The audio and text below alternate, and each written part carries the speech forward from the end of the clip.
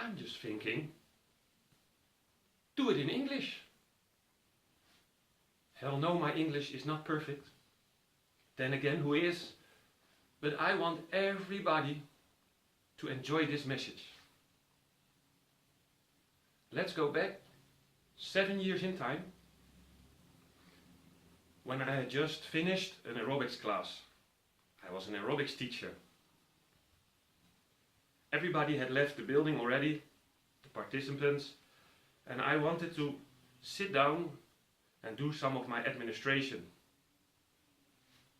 People were still in the room fitnessing. I sat down and my back couldn't even touch the seat, because really inside myself I heard, go home right now. I heard it in my chest, I heard it in my head. I didn't even close the fitness center. I just left the music on, got in my car. That was strange, because I always went with my bike. It was only 10 minutes from my house to my work, but I was in the car this day, drove home, and I enter my house, don't see anything, but then I hear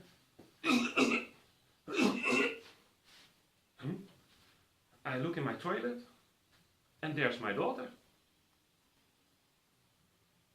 Why are you not in school? But she doesn't answer, because she's still and I'm like, okay, I'm gonna wait in the room until you come out. And I sit there, and it takes so long. So I get back. She's laying next to the toilet, flat, nothing left. And I'm like, what? What's wrong with you? And the only thing she says, real soft, is pills. Pills? I look at my kitchen sink.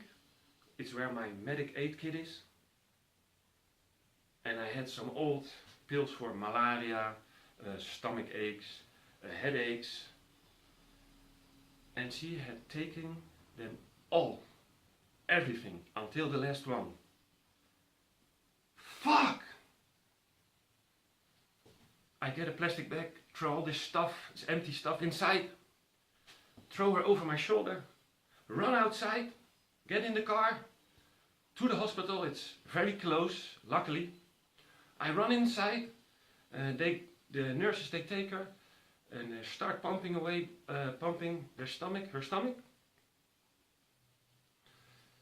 And when that is done, she goes to the ICU, intensive care. And the doctor, he comes to us. My ex-wife has already shown up at this time. He comes to us and says, if she will survive, permanent liver damage is very likely. So at this point, if you're like, fuck. And when we were looking at her, my ex-wife and I, we knew at this point, we did not pull the trigger. That's what my daughter did. But we sure as hell helped. Ever since we broke up, we were only busy with our own lives, only with our own worries, with our own new partners, and my daughter was in pain, and this was the result. The same day I went to the beach, went for a walk, and then suddenly I felt real at peace. I felt, if she will survive, I can turn this around. With a lot of love, I'm going to turn this around. For 3 days it was really tense at the intensive care. And then the doctor came in and he said, your daughter will survive without any permanent damage.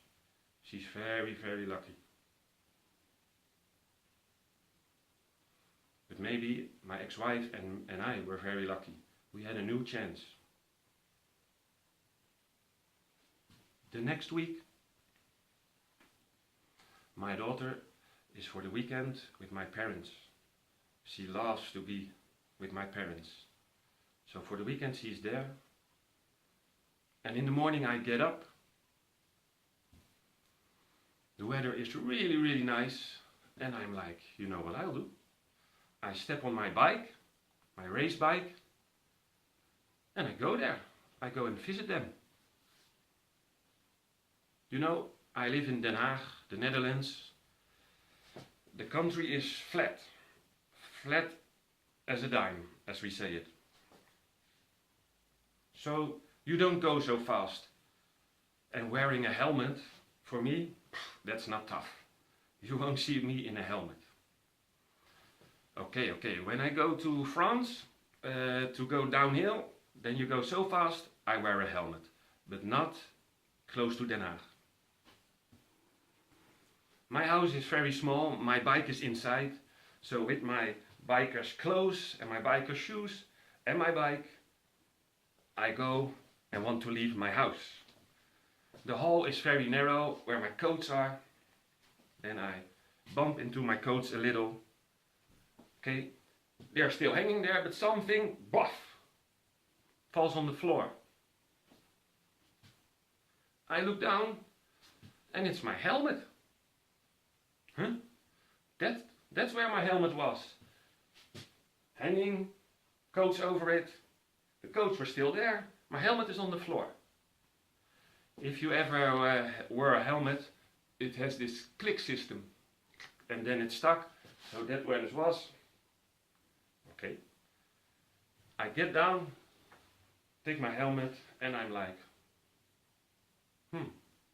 okay. Why not? So I put it on, and there I go, in the sunshine, go to my parents and my daughter.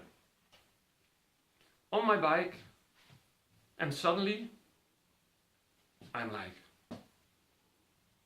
you see in the movies, you know? You open your eyes, and everything is blur, and you hear all stuff around you, people talking, you cannot really see anything, and you're like, huh? Huh? Where am I? And then I hear a voice. Be quiet, be quiet. You have been in an accident. And accident? And I cannot move anything. I cannot move my arms, cannot move my legs. I'm like, fuck, I'm paralyzed. And I try to wiggle my fingers and my toes and I succeed. Like, oh, at this point I already know, this will be okay. I feel a lot of pain on my left side of my body. But what hurts the most are my pressure points, my butt, my shoulders. The thing I'm lying on is so hard. It's like, oh, I asked the nurse, oh, can I get off? And she's like, no. You have just been through all kinds of scans and we are not sure what internal damage you have. So until we have the report, you have to stay on it. And just at the point where I'm like, oh, I'm going to cry, I cannot take this anymore. The doctor comes in and he says, I have 3 things to say to you. First, yes, you have all broken bones, and you have a collapsed lung, but you have no further real bad internal damage. So you can get off this stretcher. I was like, oh, this is the best news he could give me. Second, he says, I worry about the amount of fluid in your head. You have been out for a long time, so we'll check close on you and be with you every hour and wake you up in the night every hour to see how this evolves.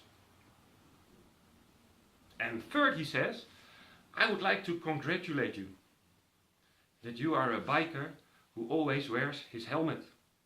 Otherwise, you and I would not have had this conversation. You know, in the meanwhile, the police, in my rucksack, there was my information about myself. They went to get my parents and my daughter, and they got me to the hospital because the physicians, they said, you have to get his next of kin now, because we are not sure that he's going to live. But at this point, you already know, I was fine. So I was like, oh, okay. And then my parents come in, and I'm like, hey! And my mother is like, what? We thought you were going to die. Huh? Would you rather? But now you can understand. If the police rings your door and they say, well, you have to come with us right now to the trauma center because your son might die. And then your son is there. Hey! Okay, not important. But in the night, when I was there alone in my room, it really struck me. First, yes, God will always help you. But I'm not going into that right now. I want to stay on this earth. What came so clear to me was, we all know that we are going to die. We all know that. But maybe the biggest present you will ever have in life is that you will never know when. My daughter, my loved one, or me. We could have died that day. I want you to really think about this. No, really feel this. There is a big chance that your loved one is, or you are, going to die really soon. It might even be today. But we live like we are going to live forever. We worry about everything. We fear everything. We fight with our loved ones for nothing. We stay in jobs that we do not like just for the sake of money. We push aside everything, all the wishes that are in our hearts, for the wishes of somebody else. Really feel this again. You will die real soon. Don't fear your life. Love your life.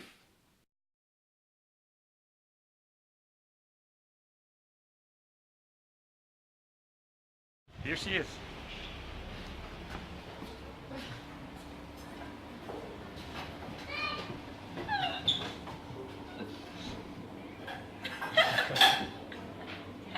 Pretty or what?